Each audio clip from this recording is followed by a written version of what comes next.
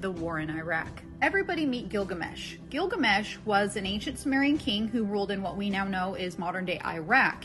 And he was a 17 to 20 foot giant. He was a demigod, which means he was half human and half god. Now, Gilgamesh was a barbaric king. He built up and ruled over the city of Uruk, which is, again, modern-day Iraq. So what does he have to do with the war in Iraq? This brings us to 2003, when German archaeologist Jörg Fassbinder was digging in modern-day Iraq, and he thought he found the city of Uruk. Gilgamesh was simply a figment of myth. That was until Jörg Fassbinder and his team of archaeologists, using modern technology to look deep into the ground, discovered an entire ancient city beneath the desert, astonishingly laid out just as the city of Uruk, over which Gilgamesh had purportedly reigned, was described in the epic.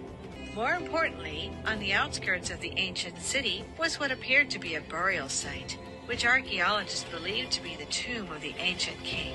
So Jörg goes to the authorities, tells them he thinks that he found the city of Uruk and possibly the tomb of Gilgamesh, and 5 months later, we invade Iraq. Now here's where it gets crazy, because not only did we invade Iraq immediately after his findings, our military builds a base directly over the ruins.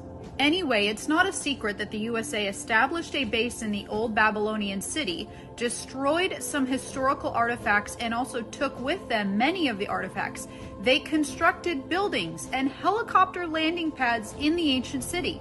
It's not a secret that they were searching for something very important. This is where it gets crazy. Yeah. All the archaeological sites were then stopped in Iraq, so stop digging, you're out of here.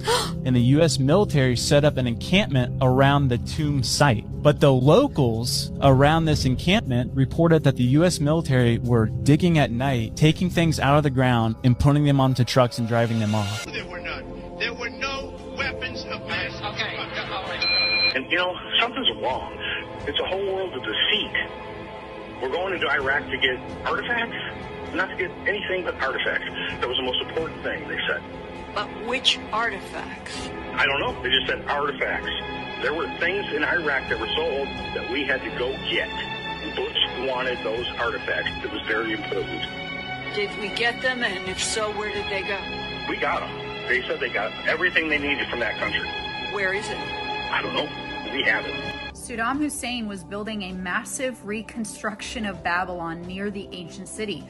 Was he trying to hide something huge? Is that why the U.S. decided to invade Iraq so fast and acquire the ancient relic? If you go on the Department of State's website and type in Gilgamesh, you are actually brought to the formal request for the ancient tomb of Gilgamesh. They were requesting his body from the burial site. So when we invaded Iraq, we went in and just took it all, and we actually had to return it.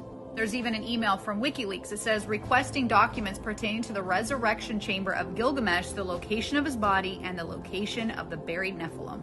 Our entire world is biblical. So what does our government do? It comes in and it covers it up.